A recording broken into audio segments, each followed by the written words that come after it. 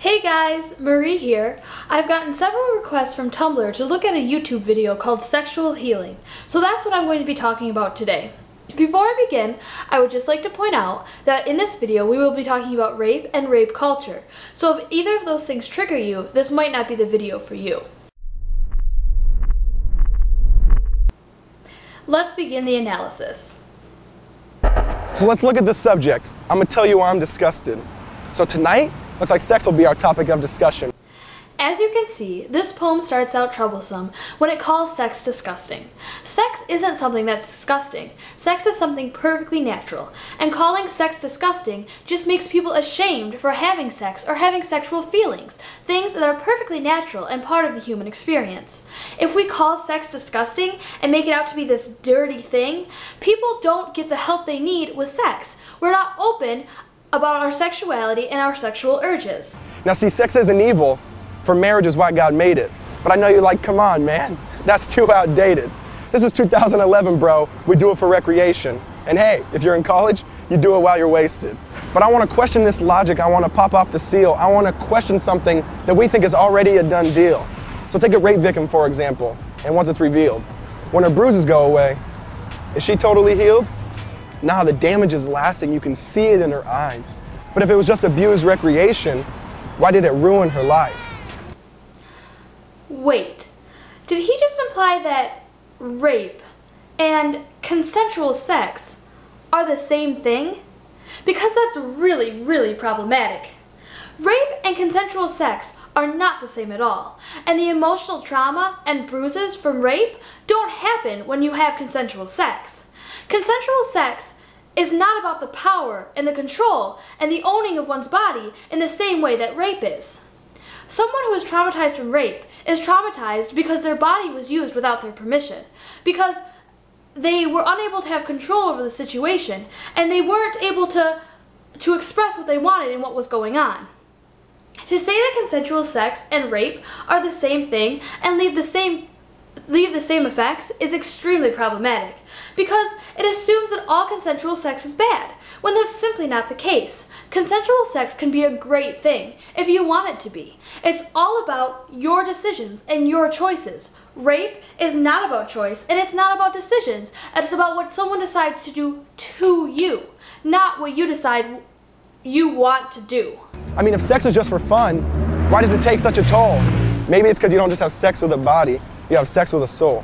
Which means for me, there ain't no premarital loving. And it ain't just because I want a baby in the oven.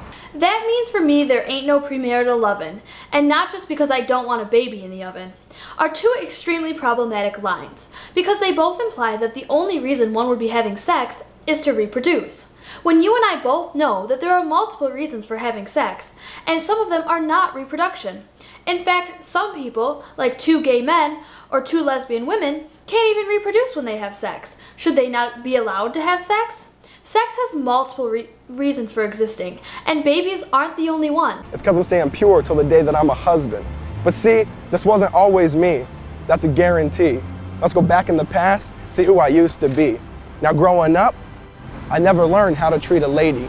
If I learned one thing from my dad, it was leave the mom, ditch the baby. Now I don't say that to get sympathy, I say that to be real. Because according to stats, about 40% of you know how that feels. So I let the TV show me what the music already told me. No dad at home, so I was letting MTV mold me. And they sold me, which is why my life revolved around what girl I could get next. My life revolved around this girl named sex. Shoot, I'd get at her on the text, but I gotta confess, it seems the longer we dated, the bigger the mess. But then, my girlfriend was late on that time of the month. If you know what I mean, you understand. When I say my heart sunk. I started to think about abortion, man. I started to butter it up. But it's funny, they don't make condoms for sin. You can't just cover it up. The way he handles the unplanned pregnancy is kind of troublesome, because it implies that he has the ultimate decision in what happens to the pregnancy, when in reality it's his girlfriend's decision, not his. When he says the line, "I started to justify an abortion," it makes me wonder, was his girlfriend really the one making the choice, or was he the one pressuring her on what to do? Ultimately, it's her decision. It was just a scare, but I knew a father I didn't want to be. It's funny how I was pro-life until it happened to me. So dudes, think twice before you desire her just because she's hot. Because the truth is, Your body makes a promise, whether you do or not. Sorry I digressed though, let's get back to the topic. How there's some dudes who pressure her even when she says stop it. You're not a man, you're just a boy that can shave and you put on a good cover. Because if you don't respect her when she says no, you certainly don't love her. So how about you start studying her heart, stop studying her booty, or maybe invest the same amount of time in her that you do in Call of Duty. Because what makes you think you can get this girl and all of a sudden get naughty? Because you should have to touch her heart and her mind first before you ever touch her body. Once again, we see him mixing up rape and consensual sex. If a girl says no, or stop it, or don't, that means stop. That means that anything you do after that point is sexual assault or rape. That's not the same as a girl who wants to hook up with you just because she feels like it. Lots of people hook up. You don't need an emotional attachment to have sex if you don't want an emotional attachment. There's a difference. Because she longs to be accepted, she longs to be loved, so she gives herself up to another guy's lust. She thinks it feels good at first, but then she gets bitter. Because the promise of satisfaction, it never delivers. Okay, this is slut shaming, plain and simple. If I want to have sex with someone, I want to have sex with them. That doesn't mean anything about my body or who I am or how self-confident I am or the approval that I need from other people. It just means I want to have sex with someone. That's it. I'm sick and tired of women being judged because they want to have sex as having low self-esteem or needing approval. No, sometimes we just want to have sex. She's like, I don't want to, but it's just too tempting. So she keeps opening up the present just to find that it's empty. And then she starts to get confused. She keeps getting rejected by all these dudes. They tell her on a scale of 10, she's a 2. But that ain't true. If she only knew that Jesus, he loves and accepts us. Even when you don't want him, he'll never reject us. He heals us from that sin that totally infects us. And he does what condoms can't, he emotionally protects us. Wait, is he saying that a woman who has sex a lot all of a sudden isn't pretty anymore and can't get emotional attachments from other guys? Because you and I both know that's slut shaming, and that's not true. And I know some of you hear this, you're gonna want to indict me. But we gotta think rightly, so I'll ask politely. Can you really say this isn't even true, just slightly? I mean, we touched the forbidden fruit, got to realize it's poison ivy, and now we're numb and we're itching, and we got a distorted psyche. You don't think you just do it, like your name was Nike, not realizing that the consequences of your actions are oh so pricey. There are ways to have sex and not be emotionally hurt. Some people like to have sex just to have sex. Some people need to be in a relationship to have sex. Some people are waiting till marriage to have sex. And those are all perfectly valid choices. Whenever you choose to have sex, as long as it's consensual, it's completely valid. And that doesn't mean that you're going to be emotionally scarred or hurt afterwards. It just means that that's when you want to do it. This poem keeps implying that if you have sex before you're supposed to, that you're going to be emotionally scarred or emotionally hurt. And you and I both know that's complete crap. So this last story, though, is for those who think they're too dirty. This last story is for those who think they're unworthy. Read John chapter 8, the woman caught in adultery. The religious leaders throw her naked in the temple while she yells, "Don't murder me." They say, "Jesus, the law commands us to stone this woman." And you hear the hate in their tone. Jesus pauses it and says, "Whoever's without sin, you can cast the first stone." Okay, so now he's saying that even if we've had a lot of sex in the past and committed a lot of sins, Jesus will forgive us.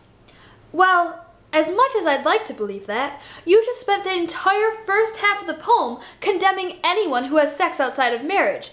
So I don't understand why you're telling us not to judge those who've had lots of sex, while at the same time spending an entire poem judging people. I mean, can you imagine the sound?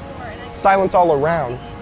You hear footsteps walk away, you hear stones hit the ground, and then Jesus kneels down.